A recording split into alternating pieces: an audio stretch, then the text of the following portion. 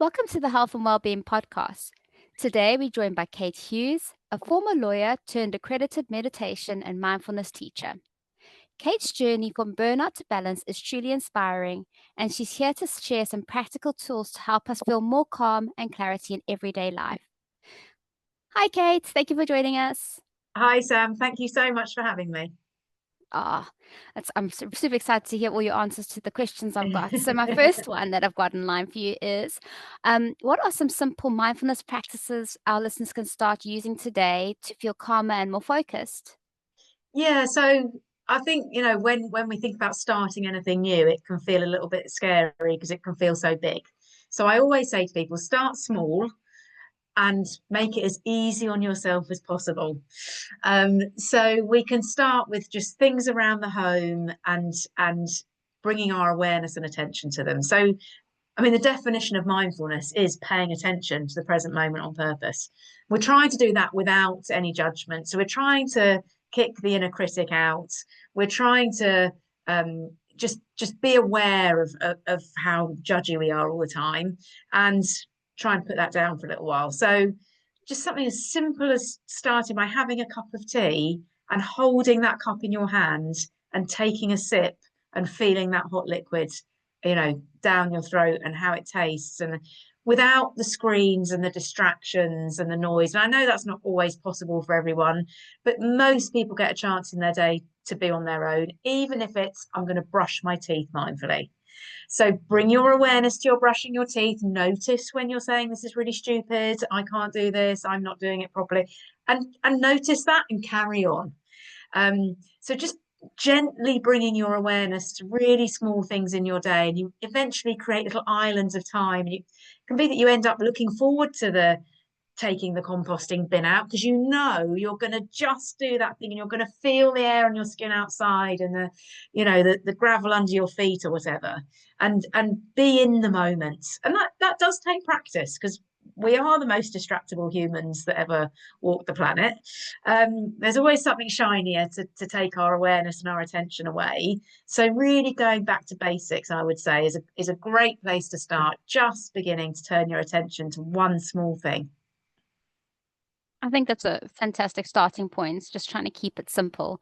Um, I often find I try and think about my breathing when I wake up in the middle of the night, and it's really helped me because I used to always wake up in the middle of the night and then I just couldn't fall back to sleep because my mind would just start whirring over and over again over the most random things. Yeah. And now just bringing my attention to my breath sends me back to sleep, which I'm really grateful for. So my sleeping has improved. But yeah, I think that's a really good reminder that you just try and keep it simple, whether it's that cup of tea or going outside and taking the compost bin up, for example. I think that's some really great tips. So you offer transformative coaching alongside mindfulness. How Yeah. does this go beyond surface level stress management?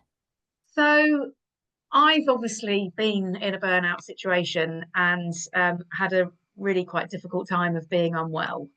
And my journey began by trying to manage that anxiety.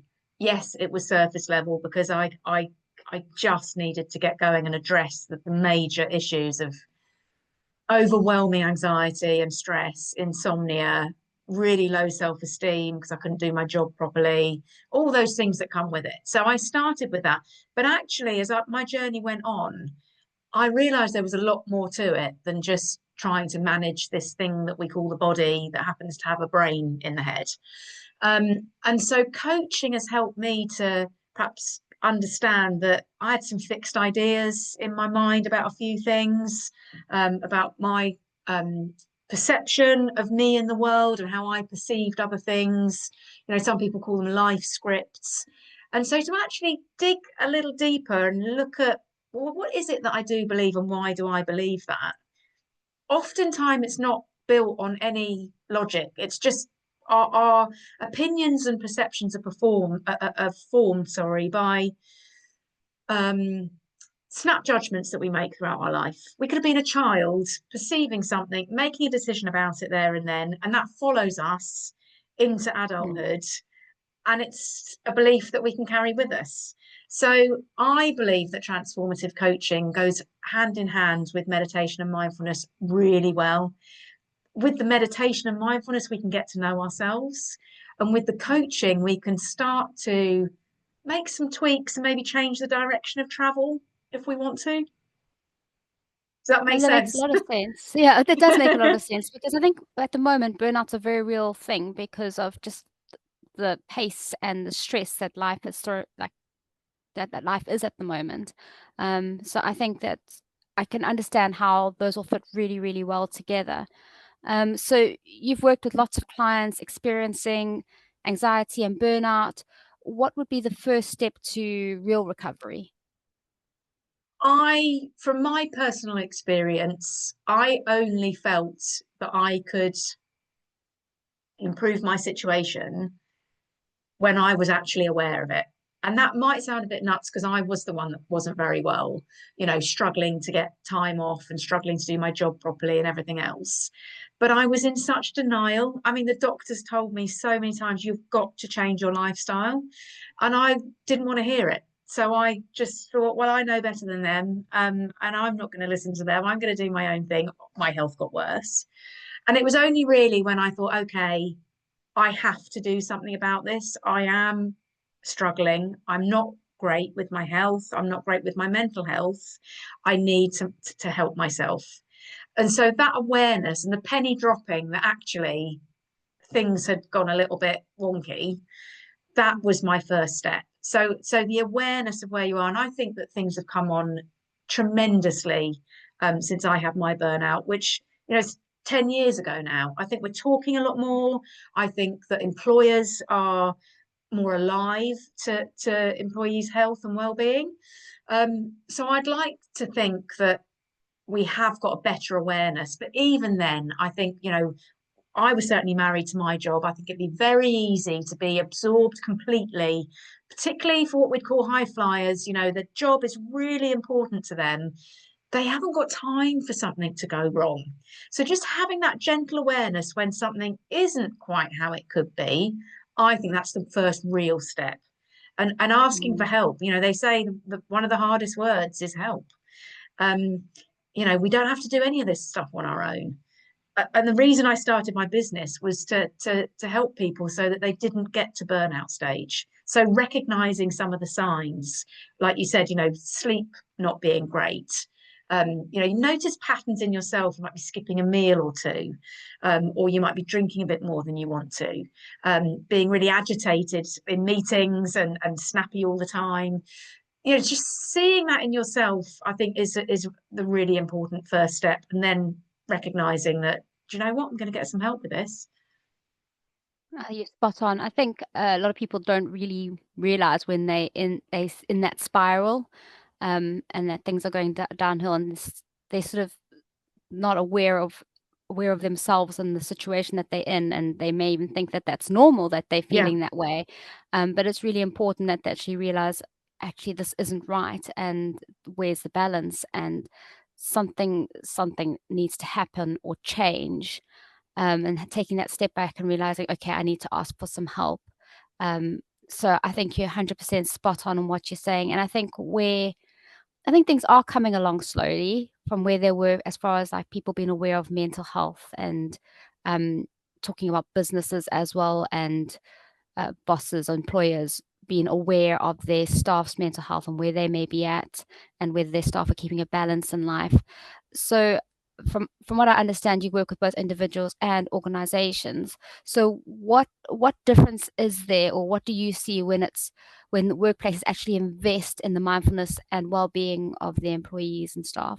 yeah, gosh, I've heard employees just be so grateful that their employer cares enough about them to want to invest anything in them, because I also come across individuals who don't get any support from their employer. So, Yeah. before we've even done any work, that individual in the company feels appreciated. Um, uh, and that goes a long way, I think. And the work that I do with people, whether it's in a group workshop or if it's one-to-one coaching, ultimately they have a better awareness at the end of the time that I've worked with them, even if it's only working with them for a short time. But they can tap into their own inner resources and have a slightly different experience of life. That, from my experience again, mainly means that people are happier.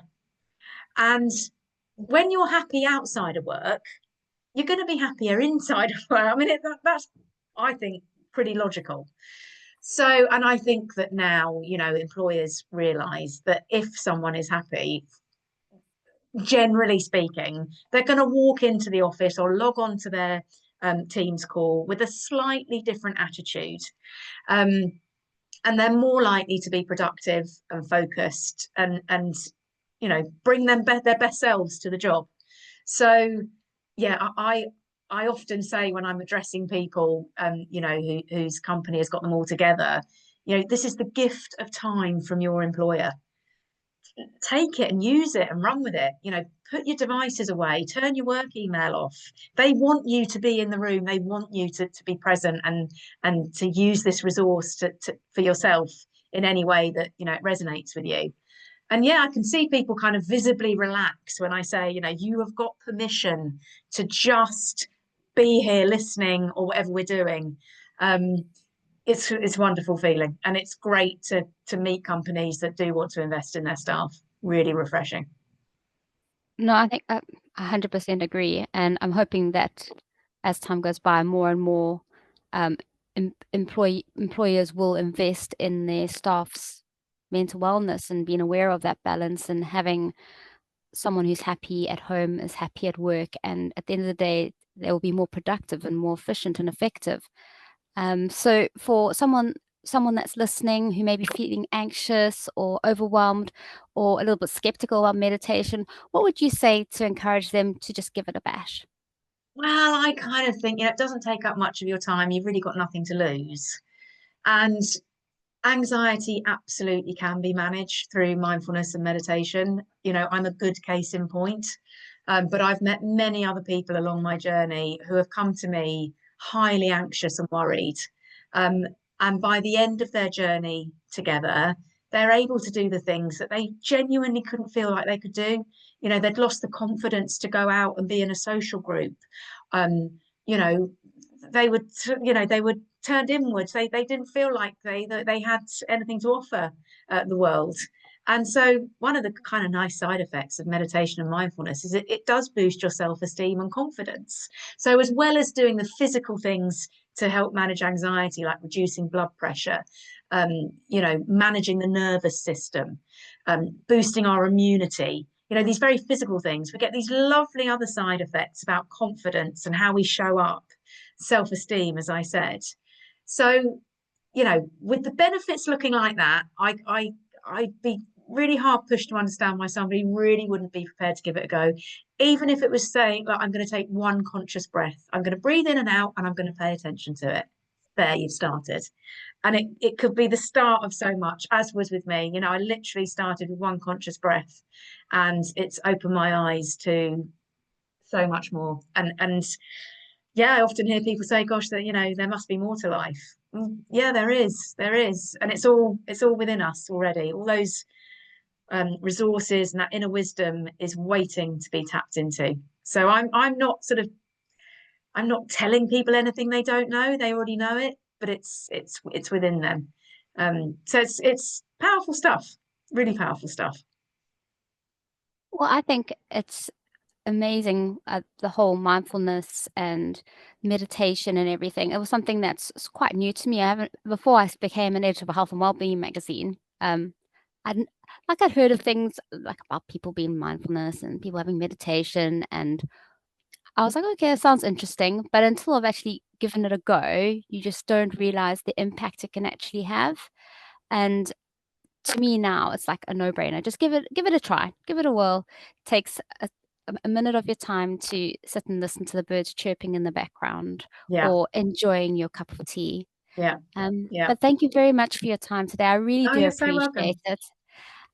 So pretty much that's all for today's episode with Kate Hughes. And if you'd like some more information, please visit www.katehughesmeditation.co.uk. And we hope that her story and her insights have inspired you, and will hopefully you'll bring a little mindfulness into your day. So thank you for listening. Bye.